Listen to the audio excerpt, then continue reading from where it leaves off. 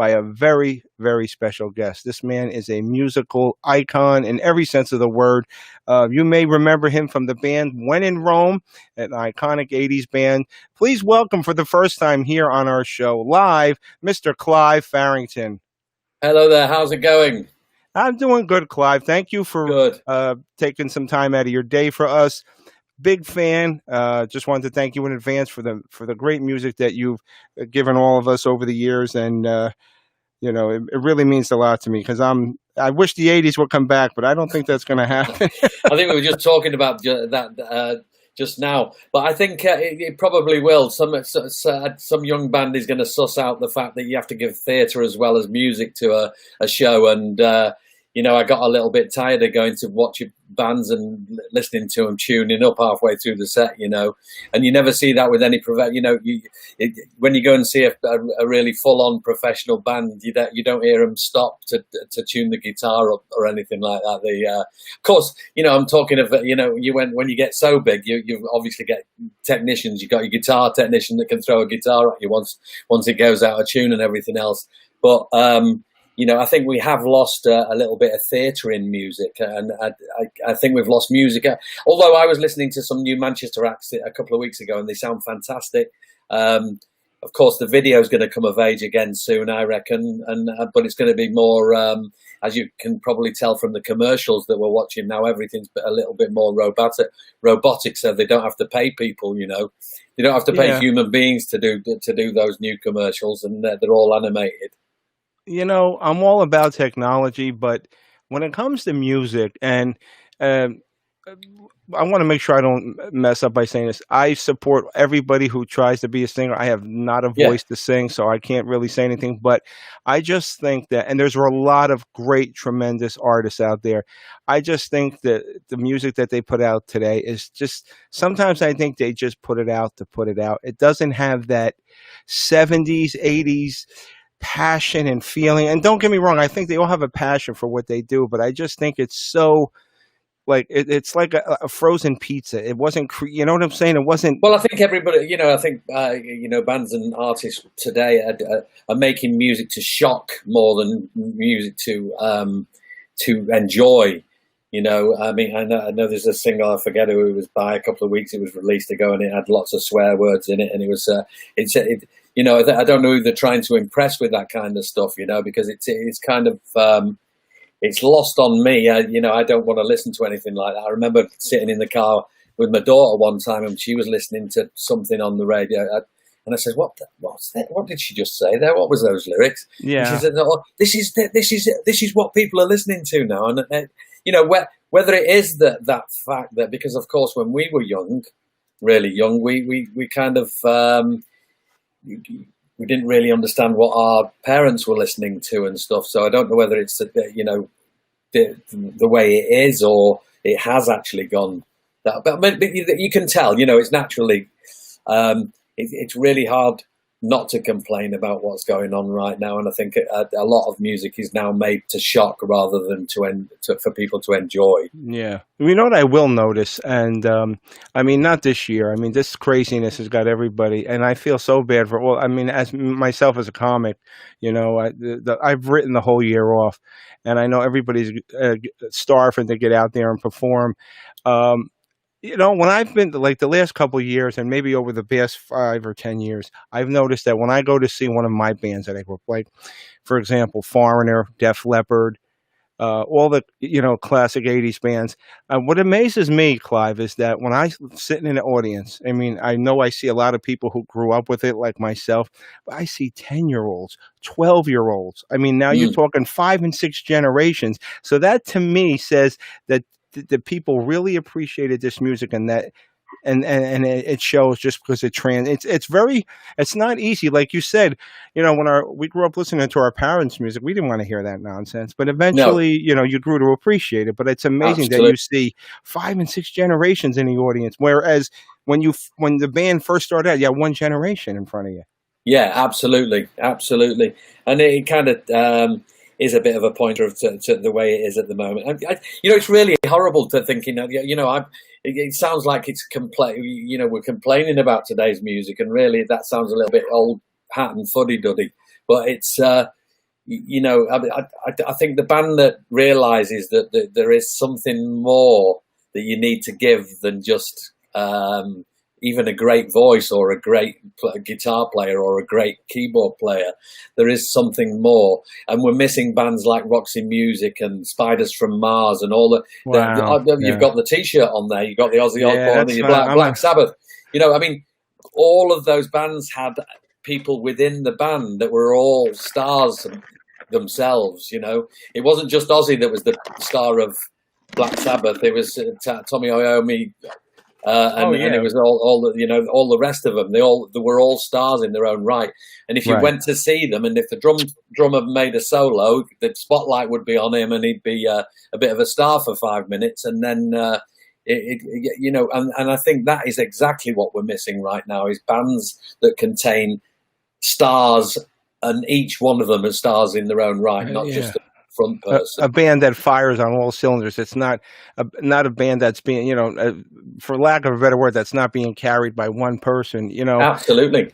And you know what I think? And I love it. But I think nowadays they're more worried. Some bands, not all, they're more worried about theatrics and all that. We just want to hear the music. Yeah. I mean, it's very for me. It has to have both of those things. It has to have the theatrics and it has to have the music. Right. If it's balanced, yeah, that's okay. Yeah, absolutely. And I think that is exactly what we're. That, like I said, it's very, very difficult not to sound like an old fuddy-duddy and things. We're old, Clive. Yeah, probably mostly, and we have to accept it. And you know what? And I never, when my daughter was listening to all that new stuff, and it didn't make any sense to me. I didn't really say, and I did question why she was listening to the stuff she was listening to, but I didn't tell her not to listen to it. So right. You let her, have her own mind, right? Absolutely. Yeah. For those of us just joining us, we're joined here live by Clive Farrington. He is the founder and lead vocalist for the iconic 80s band When in Rome, and he's taken some time out to join us. Clive, one of the things I wanted to start with you is, I noticed, I did my research, like from what I knew, and then I did a little more. One of your earliest influence was you got the bug very early for classical music, and that was what influenced you to start a band and start creating music? Yeah, well, I was 12 years. I was already playing drums. I played drums from 5 years of age, and but I was always kind of interested in the background about music. But what really gave me the bug to really want to perform music was when the school took us to see the Halle Orchestra at the Free Trade Hall in Manchester. And the Lesser Free Trade Hall is where the Sex Pistol plays, so it's a very, very famous place. And but the first concert that I went there was a classical concert, and it was the Halle Orchestra, and they were doing Swan Lake without the ballet. And luckily enough, I was sat right where the bass instruments are and all the timpani and everything else. And it was a real shock to the system as far as my entry into a live music concert, if you like. Was there anybody specific that you were influenced by, a band or an artist early on besides the classical? Bowie, of course, and up to the age of, and weirdly, I was kind of up to the age of 12, I would say, up to the time when I went to see that concert. I was influenced by what my brothers and my sisters were playing, and my brother was playing Motown and Northern Soul. Sisters were playing the Beatles and all the Mersey beat stuff that from the 60s. So I was kind of influenced by them, and there were some great melodies in all those. I remember a song called Juliet by the Four Pennies. Oh wow! Juliet had some really, really lovely melodies to it. So I guess those were the things that were kind of soaking into the sponge of my conscience, and that made me want to write nice melodies and stuff. Wow! Now, Elektra was your first label, and from what I gather, that because of the time difference, it caused a lot of conflict. And then you guys moved over to Virgin. That's very interesting because it's not easy when you have to transition between labels like that. Yeah, it was a very organic the way it worked, really, because, and of course we'd never had a record deal before Virgin or before Elektra, so we didn't know how it all worked. Um, and the Sex Pistols came before us, of course, so they had that kind of problem with the record labels, where they were signed to one label one day and signed to the label, but for very different reasons than the way what happened to us. The way it happened with us, we signed to Elektra after a guy called Simon Potts had heard the demo, and the demo consisted of my first verse and the melody for the chorus, and the lyrics for the chorus. Andrew had that down in London. He played it to Simon Potts from Elektra, and we got signed to Elektra just on, I would say, 50% of the demo. It wasn't quite finished, the demo. Andrew went on to write the second verse, and then it became a full song. But so we signed to Elektra, and for whatever reason, they had offices in London, so we'd signed to them in London. And for whatever reason, they decided to move operations back to the USA. So 8-hour time difference made it quite difficult for us to deal with the record company. So we couldn't never get hold of anybody at the right time, and we were going to bed when they were getting up to go to the office and everything else. So it became very difficult. So we had a meeting with new management, and we decided that amicably, there was no fallout. We didn't fall out with Elektra. Nobody, nobody had any animosity about us leaving. Right. But luckily Mick Clark at 10 Records, rest his soul, he's no longer with us.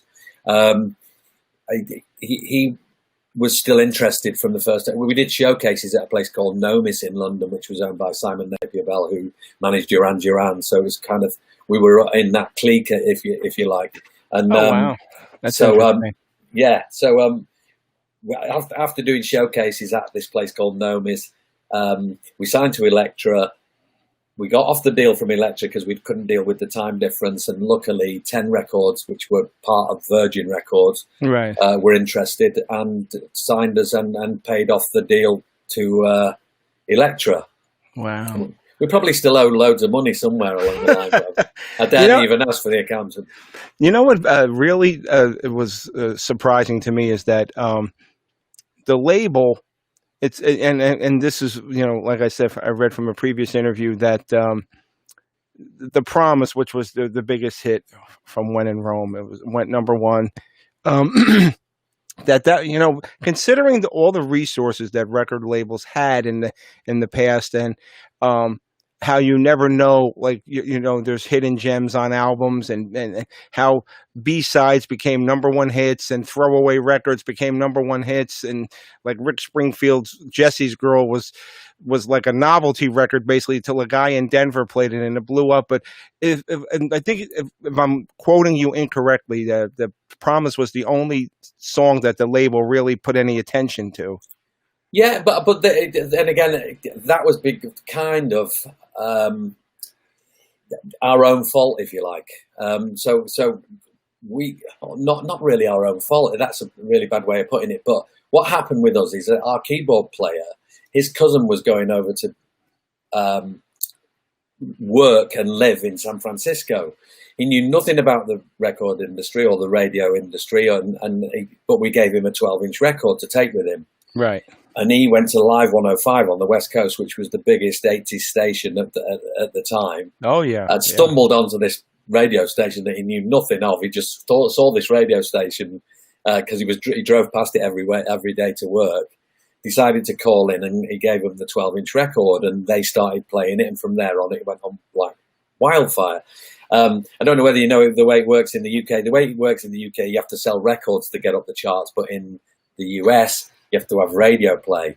So it started getting played all over the place, and that was the reason why it went number one on the major chart, number 11 on the other chart. So it kind of surpassed all the other songs on its own, if you like, organically, rather. It was not just that the record company, I agree with you, the record company did actually only show an interest in that song. But thankfully, the record company said to us, who would you like to produce 3 songs? We want 3 more songs as singles to go on the album. Who would you want to produce you? And thankfully, we got Richard Burgess from a band called Landscape. who was big. I'm a big fan of Landscape. I love their sound. We were one of the first bands, along with Spandau Ballet, to have the Simmons kit, which was designed by Richard Burgess, and so it was. We managed to get the producer that we all desired. I mean, he worked with a lot of people, a lot of 80s acts before us and had hit records. So we decided to go with Richard. And what came out of that was Sight of Your Tears, Heaven Knows, and Wide, Wide Sea, which to me, and that was after we met the record company, because the first time we went to the record company, we were met by a lady in the record in reception. She said, "You've only got one song on your album. You've only got one hit record on your album." I says, "That's why we're here. That's why we're here. Now we're going to try and make up for that." And so we went to Beverly Hills, where Richard lives, and we did all the pre-production at his house. And then we recorded the tracks at a place called Ground Control in Santa Monica, which is no longer there, because I've been to try and find it, and it's no longer there. It's a shot.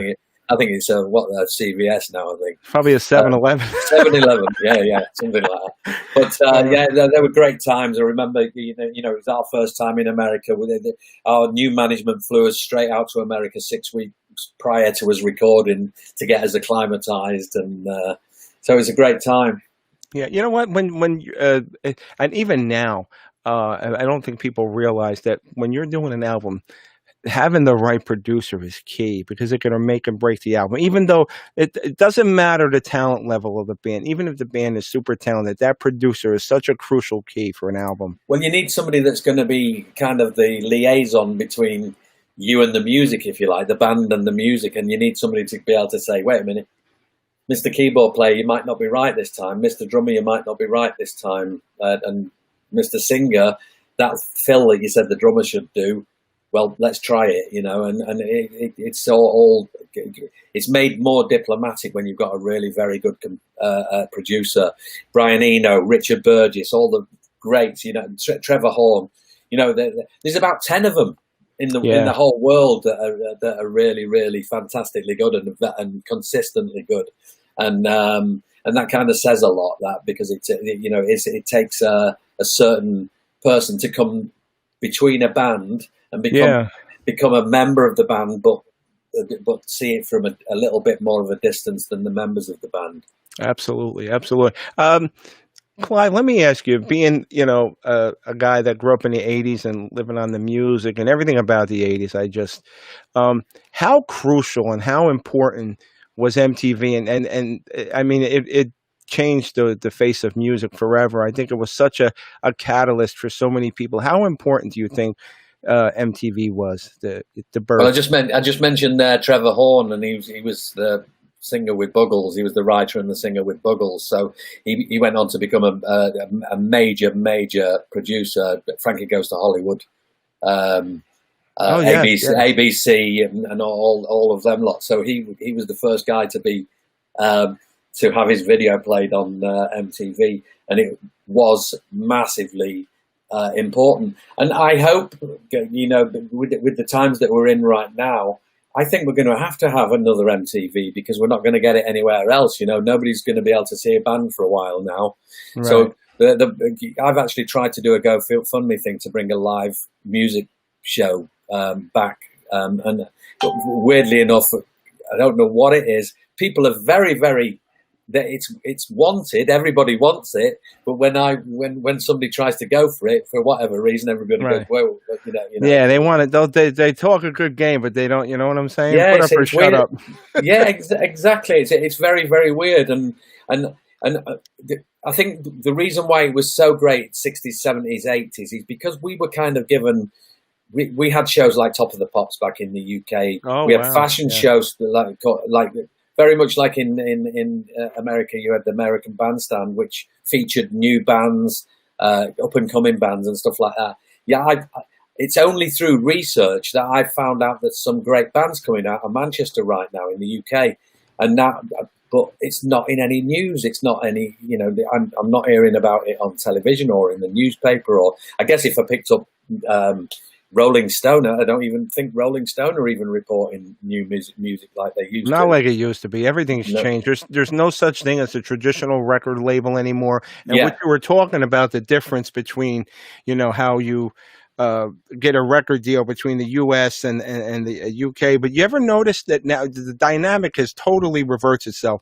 Years ago in the '70s, a band had to um, um, sell records to tour. Now you have to tour just to sell your records. yes, It's so exactly. Yeah, crazy how that yeah, yeah. like just And flip of flop. course, of course, it's real. It's a fact that you can get a deal from YouTube, but you have to be unbelievably fantastic, and you have to have a lot of money behind you, even then. Because if you're going to do something to put up on YouTube, if you're very, very talented and you can do it simply, fantastic. But if you're going to capture imagination, it has to have a lot of imagination put into the actual product, and sometimes that can cost money if you're producing a video and stuff, all the software to create the video. And so, in other words, the A&R guys now are all they have to do is go. I mean, they don't go into work anymore. They just sit at the computer and scroll through YouTube to see if there's any new, anything that they fancy that they might want to sign. Oh And, yeah. and it's really not very good. And I think I don't know what's going to have to. They're going to have to put restrictions on YouTube soon because there's too much stuff out there. And I I think think it's become a free for all. yeah, well, it's a 15 minutes. It's the Andy Warhol thing, isn't it? Everybody's got the 15 minutes of fame, If you're very talented, fantastic. If you're really, really talented and you put it up on YouTube and you do it properly, I think that's great. But it's saturated with a lot of stuff that isn't very relevant. I mean, it's very nice that you can put your own stuff up and you become a little bit of a celebrity in your own place or whatever. But there's people, what they're not really interested in stuff that's not relevant to them. And what is relevant to them is really good music, fashion, and that's about it. Lifestyle, fashion, music. That's all Right. people really are interested in. Yeah. Unfortunately, it's going to change, but hopefully it's not going to change. But hopefully it's going to be all back to normal by next year. Well, if it But changes, at least let it change for the better. We yes, have a young man who he actually lives in the UK. I'm sorry if I don't know. He is an essential worker. He works at a hospital. His name is Robert McCullough, yeah, and he's a big fan of our show. He is like one of our top fans, between Rob, Michael Lepowski, and Daniel Miller. Rob he works in a hospital and he deals with COVID patients all day. And I just wanted to he's a big fan of When in Rome. He listened to you guys back in the day. I just wanted to give him a little shout out because he does an extraordinary job dealing with all those COVID patients. And he hi Rob, actually, massive yeah, shout out, mate. Thank you so much. Clive, what part of the UK are you from? I'm from Manchester, but South Manchester. It's not quite Manchester because we have a bit of a rivalry, South Manchester and Manchester.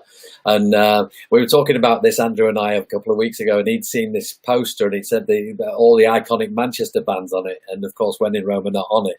And the fact that the reason why that is we're not actually within the Manchester postcode. Wythenshawe is the next town to where I'm from.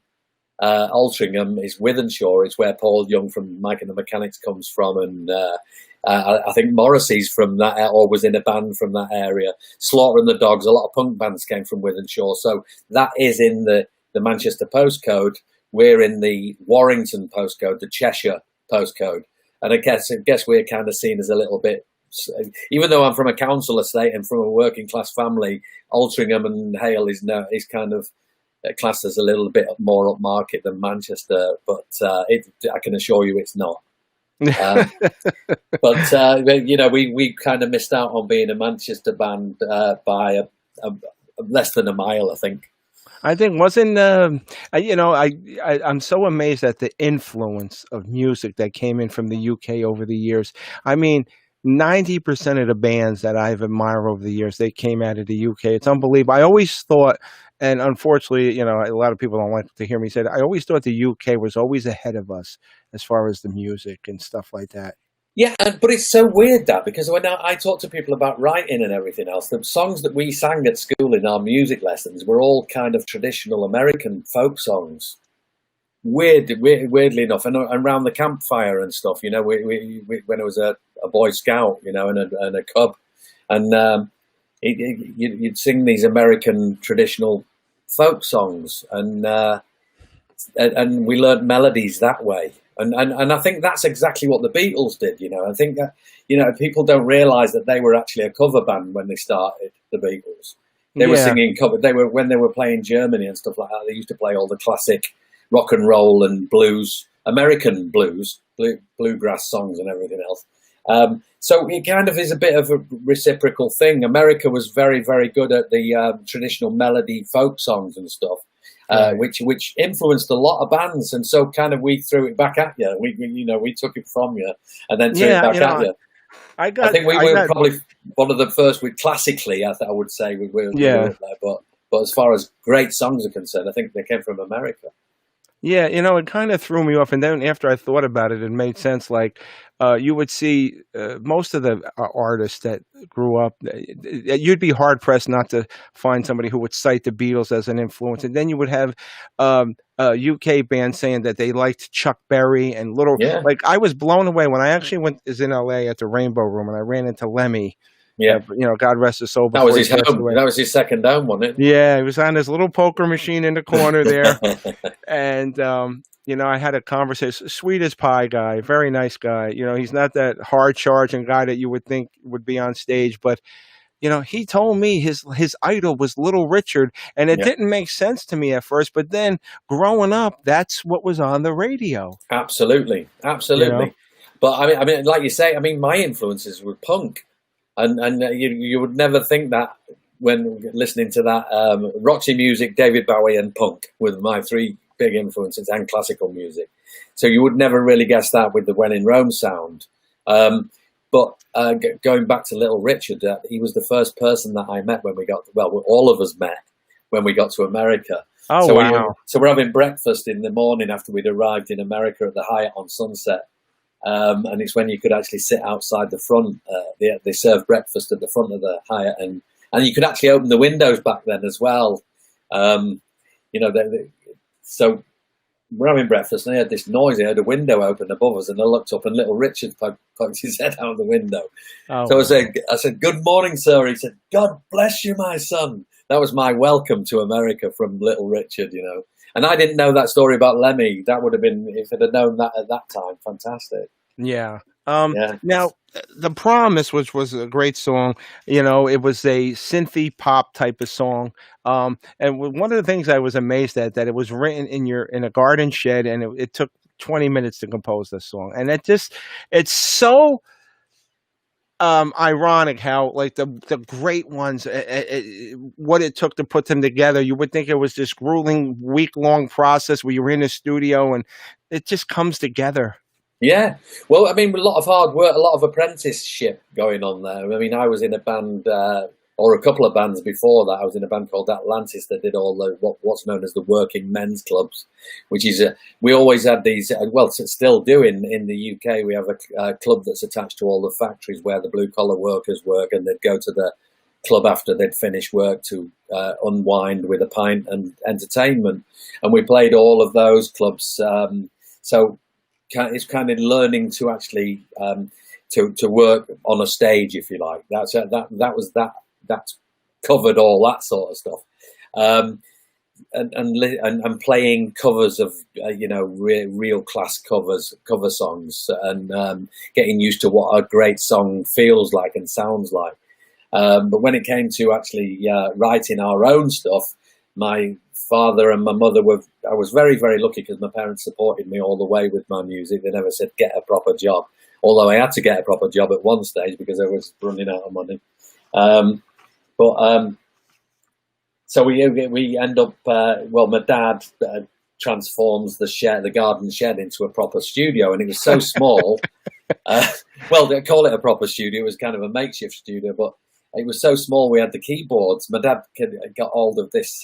They were up against the wall. Yeah, he got hold of this racking system. I don't know where he got it from, but we put the keyboards up on they kind of came off the wall and they were like stuck on the wall. The mixing desk was on the wall as well, so you can actually control all the stuff up there. That's funny. And and we've started writing, and I started to program drums by that point. So I'd programmed that.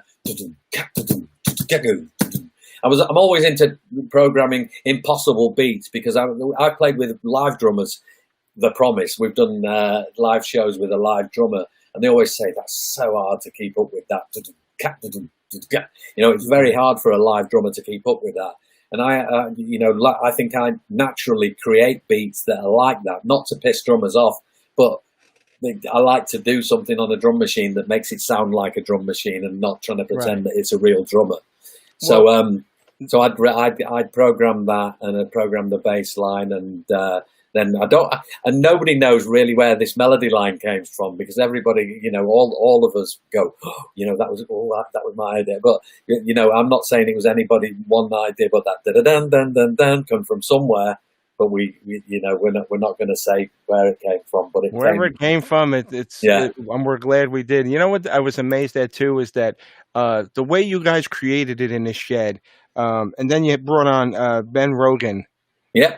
And he wanted to, you know, switch everything around and record it live with an orchestra. And you said, no, we like it just the way it is. Yeah, but we got the best of both worlds, because we said, yeah, we like your idea as well, but let's do it our way first, and then we'll give you your carte blanche on whatever you want to do with it. And I think that was really that kind of cemented our musical friendship and production friendship.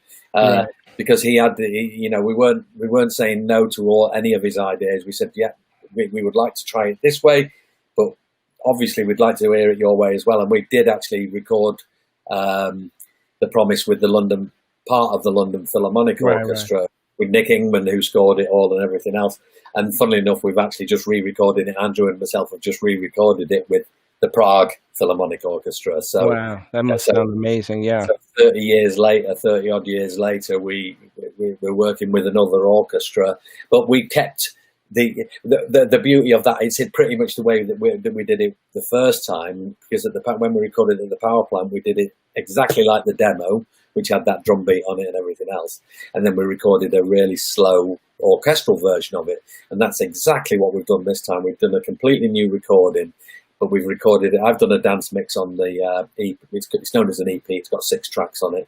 I've done a dance mix. There's a mix that's very much like the original 7-inch. And then there's a full-on orchestrated mix, and there's a funky disco mix, and there's I would say there's one that sounds a little Earth, Wind and Fire to me, only in its production. I'm not saying we're anything like, you know, we'll put ourselves up there with Earth, Wind and Fire, but their production to me sounds a little bit like Earth, Wind and Fire, which made me smile a little bit when I listened to it. But just hold on. Go ahead. That's Andrew calling. Look. Oh, okay. Tell him we should have brought him in. I didn't know if he was available. Andrew, just hold on a minute, mate. I'm just on a radio interview. Do you just want to say hello? Hello. Hello, Andrew. How are you? Right, mate. Just say a quick. He just said he can't really hear you because I've got the headphones on. So that's okay. So he just said hello to you. Carlo has just said hello. Hey, Carlo, how you doing? Tell him we got to get him on soon too. Both of you together. He's going to get you on next tomorrow morning at 7 a.m. All right, mate. I'll give you a call back as soon as I'm off here. All right, dude. I'll see you in a bit. Bye. Now, that's great. Thanks, Clive. No worries.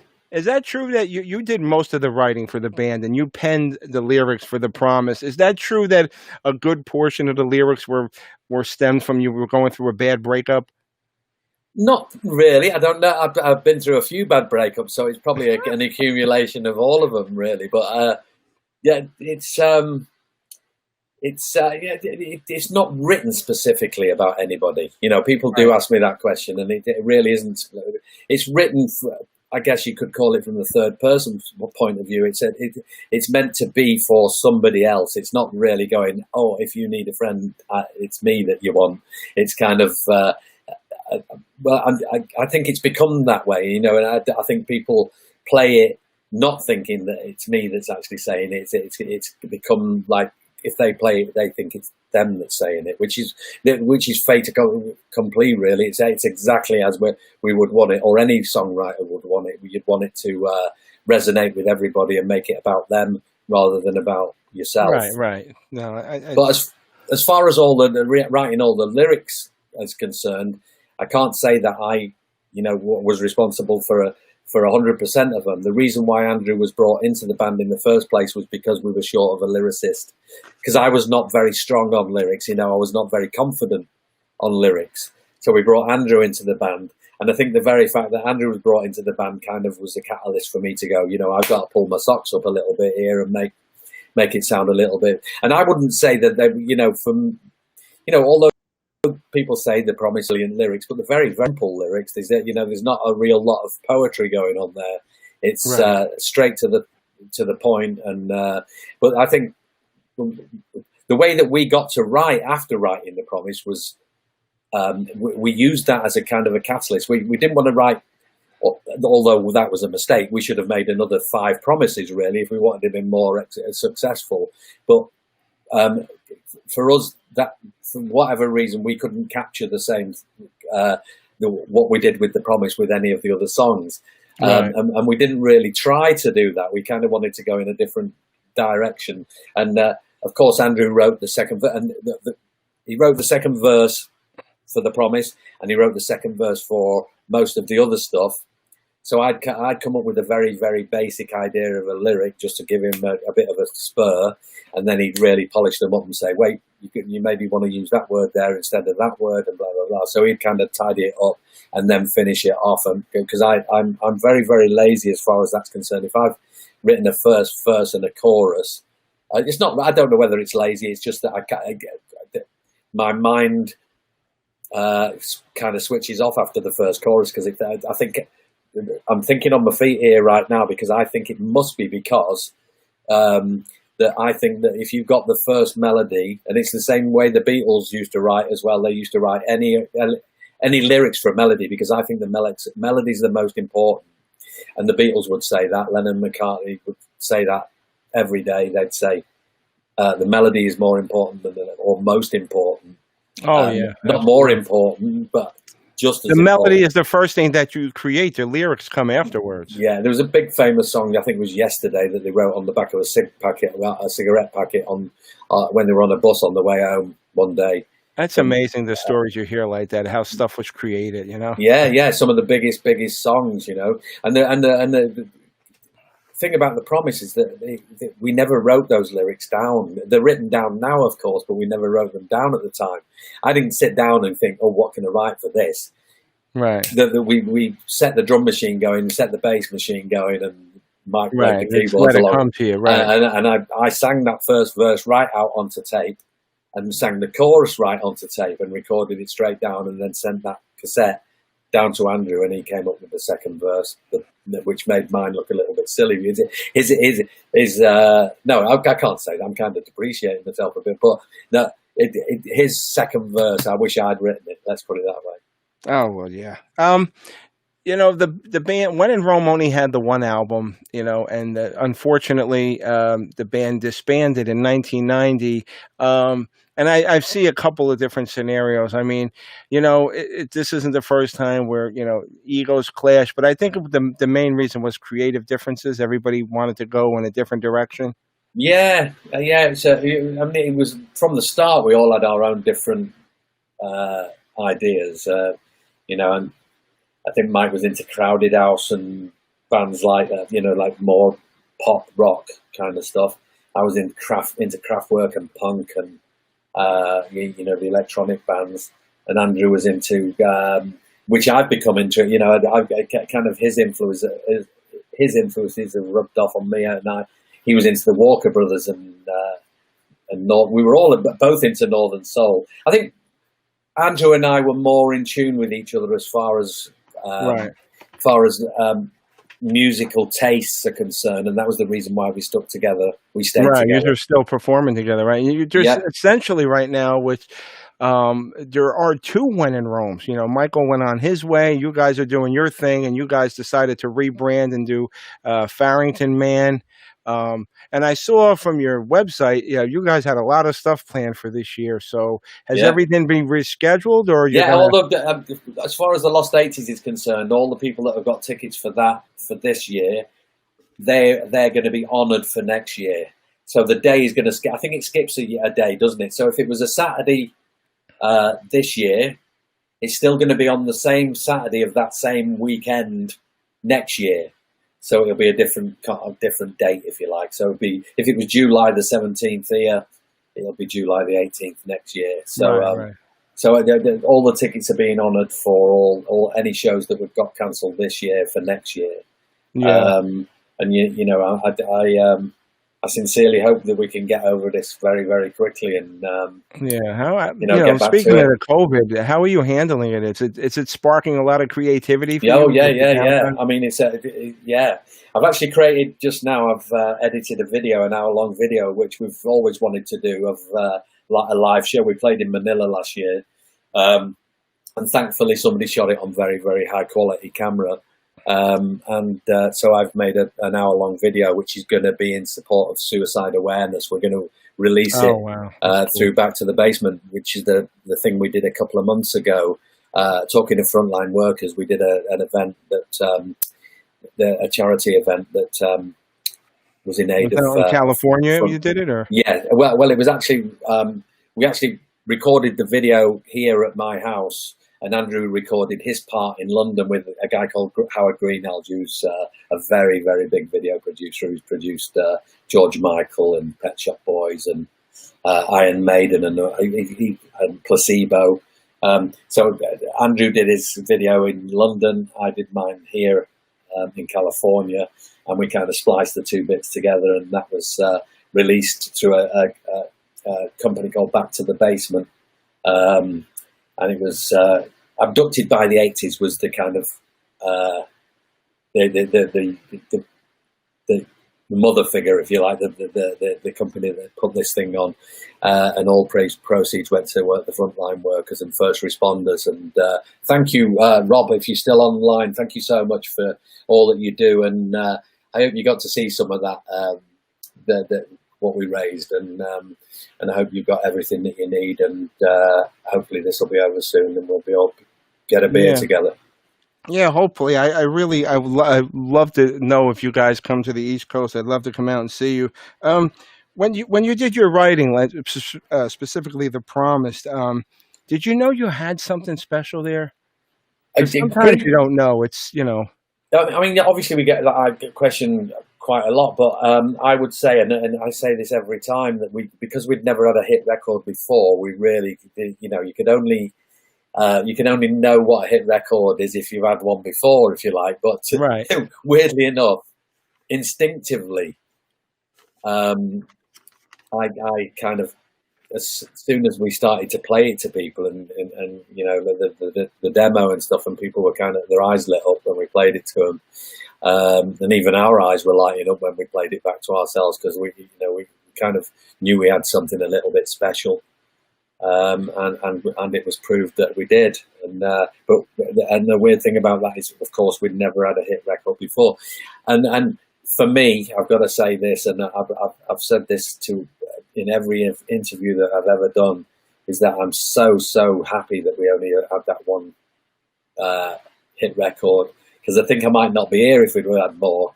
Because you soon burn out in this industry. I don't have bands like Duran Duran and Depeche Mode and all that. They keep going.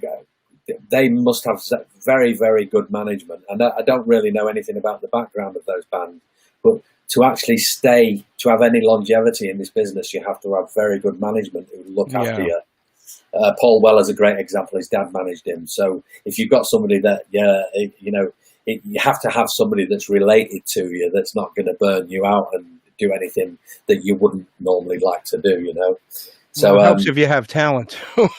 Yeah, absolutely. And sometimes, that talent has to be tamed a little bit. You have to, especially people like, that's why Justin Bieber came off the road for a couple of years. mean, he was everywhere. He was on a world tour every weekend, So and it burns you out, and you can't do it. And the greatest example is Avicii. I mean, he's 27 years old, 28 years of age, and I remember he says in the documentary, he says, I used to really love this. I'm doing something now that I used to really love, and I really hate it. Oh, and you should watch the documentary. It's a real eye opener onto what can happen if you do burn yourself out. He did 800 shows in 2 years or something like that. Oh, that's a lot. That's a Of lot. course, For most of them in Vegas and stuff. And if you spend a night in Vegas, it can send you mad. Just one night in Vegas can send you mad. Yeah, somebody and they were talking about comedy, but this transcends the music as well. They said timing provides you your break, talent provides you your longevity. Now, that being said, your guys, Andrew and you, are still performing, which I think is great. Now, with a song like The Promise, and I've gotten mixed reactions from a lot of different artists about this question. Some of them say, listen, we just love to perform. Do you get tired of playing that song? Never, Never. I really don't. And it's weird. And when I was in a cover band, before we had the hit with The Promise and stuff, I used to get tired of playing the standard cover songs. But when you've written it, I think what it is, we respect, and I don't want this to sound like I'm, this is the absolute truth. I have to perform that song to the people that actually made it a #1 record. Right, yeah. So if I'm going to perform that song to the people that are paying to come and see Farrington and Mann, both Andrew and I always give our 100% or more, because we know that those people have made us. That's who's put us up here, on the stage. Absolutely. So for us to actually go through it and go, that's a. I've heard it said it's like a monkey, by an ex-member, that it's like a monkey on his back. But nowhere like a monkey on your back. If you've had a hit record, you cannot say that it's a hardship to have had one hit record that was so big. And I like to think that when Andrew and I perform it, that we are giving 100%. And I think you can see that when I watch the videos and stuff. I can see that. Yeah, I can see that both Andrew and I are putting our work, putting the work into it. We're getting paid for what we do, so we might as well make it right. We might as well make it the best it can be. Absolutely. You know why? Because the one answer that I was surprised at, Slash. We spoke to Slash one day, and Guns N' Roses has been touring since the '80s. They very rarely slow down, and he says, listen, "Sweet Child of Mine" is our anthem, whether I like it or not. And he goes, and we got to play that song. And he goes, but I just hate that song. But he said, it's not what I like. It's what the fans like, and we got to play it. Yeah, exactly.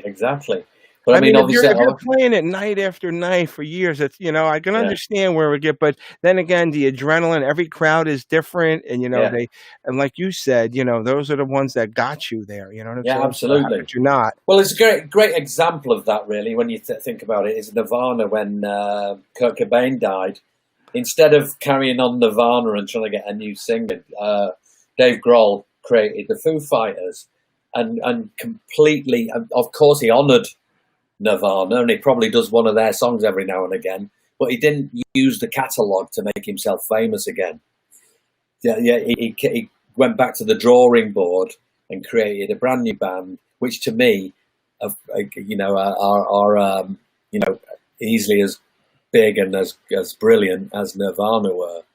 And I think that's a great example of somebody who, if you ask that question to him, if he was sick of playing "Come As You Are" or whatever, I think he'd say, "Well, we don't play that. We play it every 6 months, and now I do a load of new stuff." And I think that's pretty much what went in Rome, because I've done a solo album. We've written new songs together, and we enjoy playing those a little bit more than we enjoy playing the standard songs. Right. No, because of course they're new. Now, the song "The Promise" was featured in the cult classic movie Napoleon Dynamite, and that's got to be the coolest thing in the world as a musician, to get your song in a film score, a movie score. But that being said, I was told by a little birdie that you always had a secret desire to do film score. Absolutely, yeah. Right from day one, always. I was always interested in watching. Not only the visuals of a film, but listening to what's going on, all the Foley stuff that's going on, all the little explosions going on, and all the deep stuff that you don't normally get. And it helps having a bit of I've become a bit of an aficionado of sound from films because I've got the 5.1 and everything else, and the bass bin, and you just get a load more when you've got that set up. Especially for films like what's that? The big movie, the horror film. I can never think. My memory's going a little bit more than it used to. But there's a famous horror film anyway. But there's nothing really visual going on. It's all in the sound. But you don't get it if you're watching it on a normal television. You got the 5.1 on. Something happens in the left rear, and something else Friday happens the in the right. 13th, Oh, yeah, that as well. If you watch that in 5.1, it's fantastic. It just makes things better. It just makes things better. So I've always really been interested in the sound, and it just makes the experience. And now my wife gets into it now, because I always say when we're watching a movie, I say, "Oh, listen to what they're doing now." When the horses have come up to the top of the hill and they've got this deep thud going on underneath and stuff. Yeah. And she says, "Oh, I've never really realised that the music and the actual sound effects are just as important as the movie." And it really, It's always been that way. And I've always really been interested in soundtracks. Andrew has as well. And we were both into a guy called Francis Lay who wrote the theme to Love Story. So these really beautiful melodies and stuff. So and thankfully, I got my dream, be careful what you wish for. And then Pancho, who we work with now, who's our musical director and keyboard player, he's actually a full-on film score writer, film music writer. And he teaches at the Music Institute in downtown in Hollywood.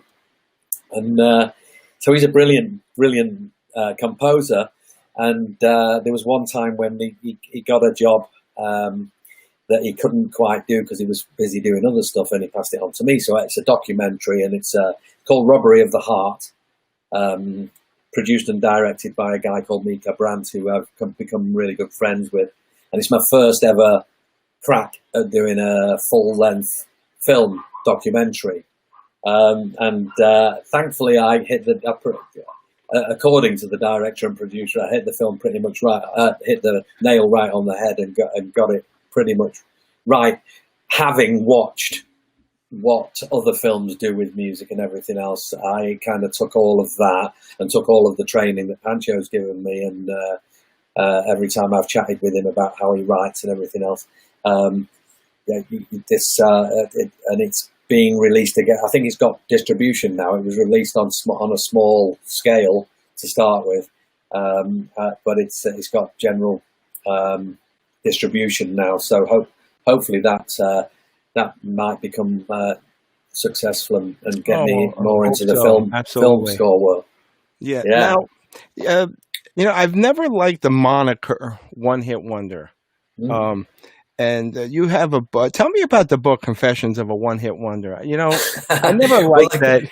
Well, the point is this: I was kind of trying to say with the book. It's a book that I wish I'd not written, to tell you the truth, because I had to take it straight back off the shelf once it was released, because we had a bit of a thing going on with an ex-member, and I had to take that off the shelf.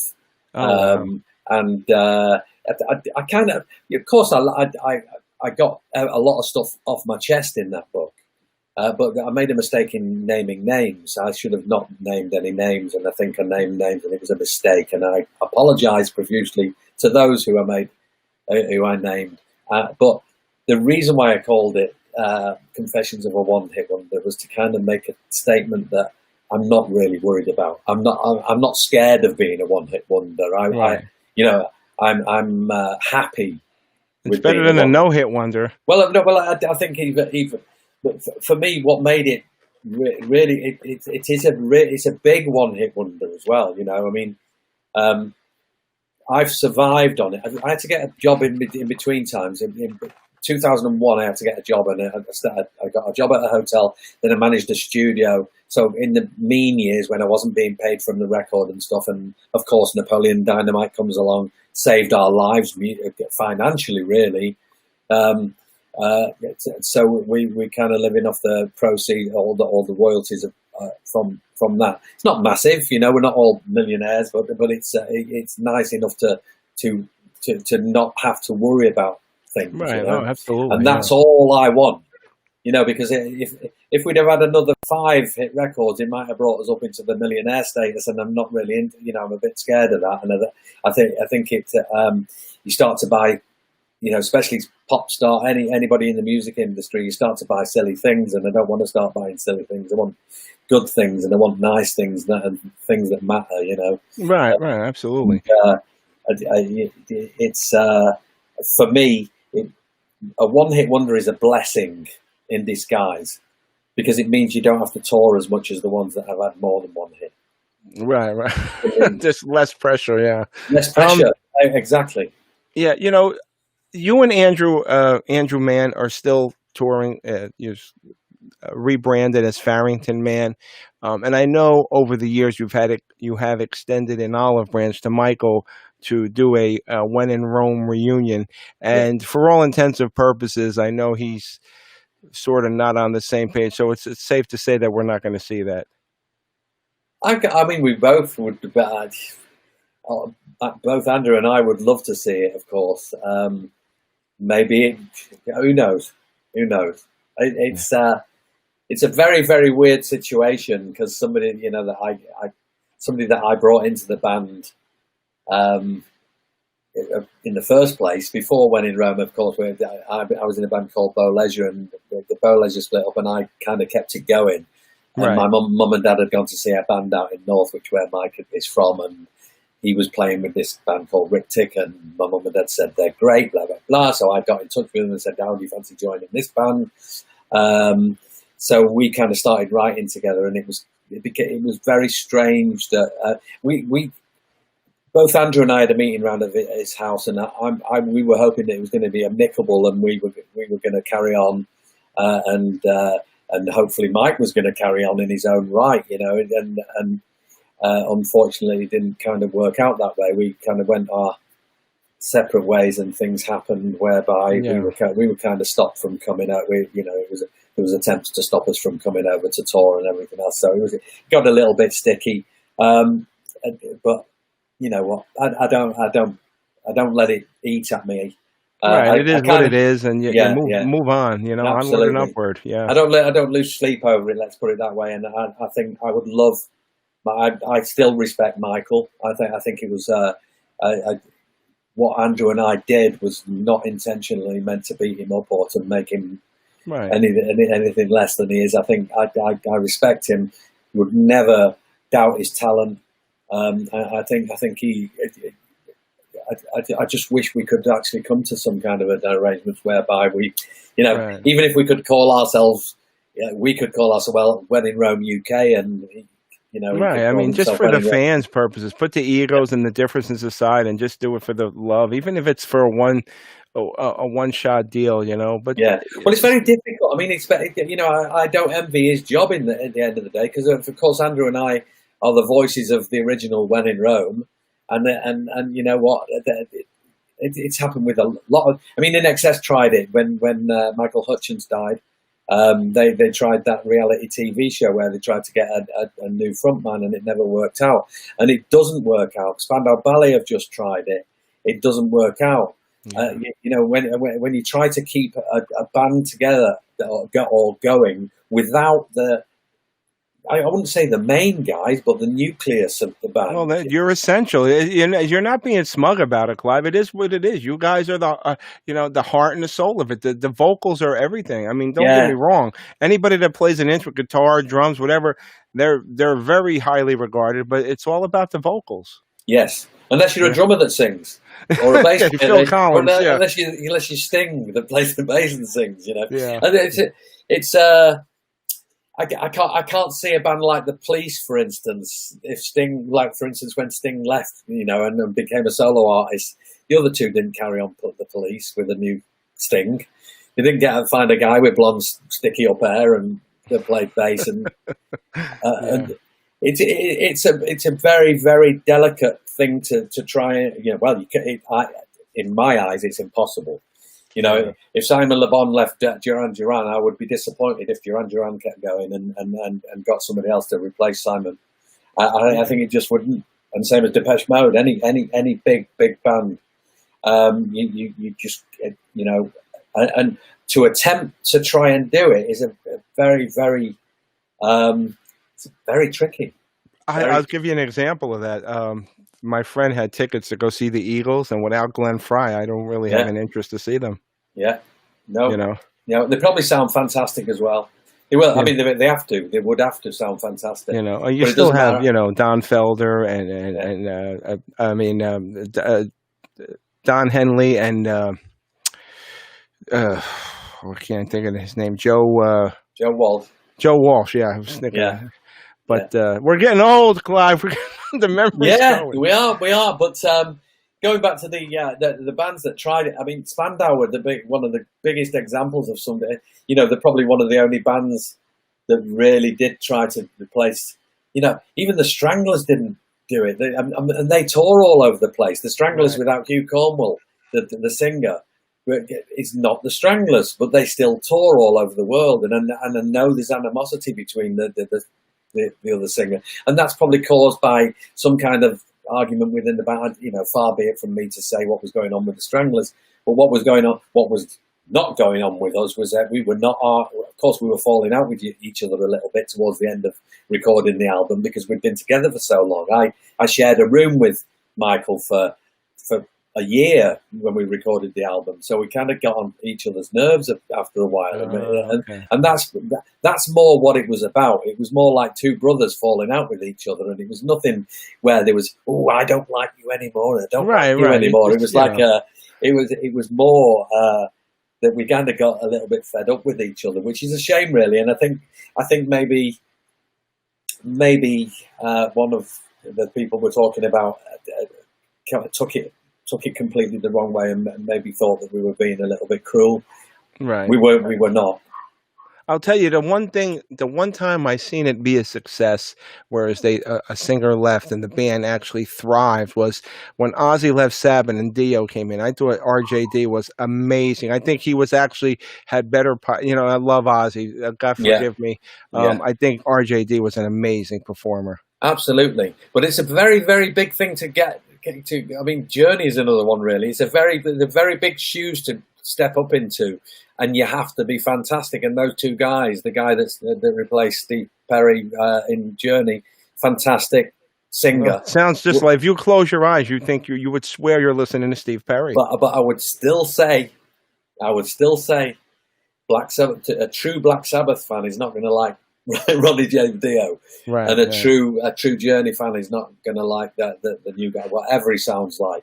And I got one for you. What do you think of Adam Lambert as opposed to Freddie Mercury? Freddie Mercury, I think. Well, you know what I mean. If the singer's dead, it kind of is a little bit different. But I go back to the Dave Grohl thing.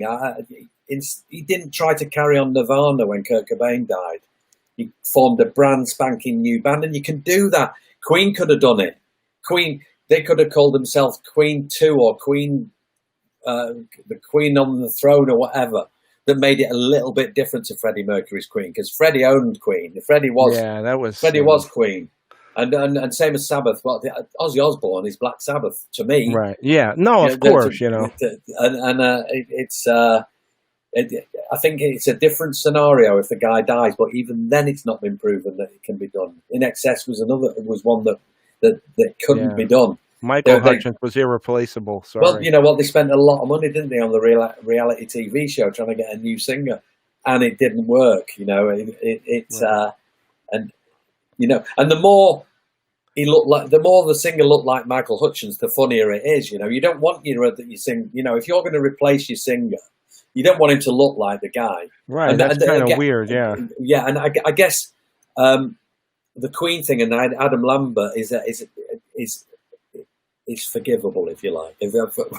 But because Adam's a great singer, he's a Yeah, he fantastic is. singer. I And he gotta looks give him. great. He's got talent. You know. And he looks fantastic as well.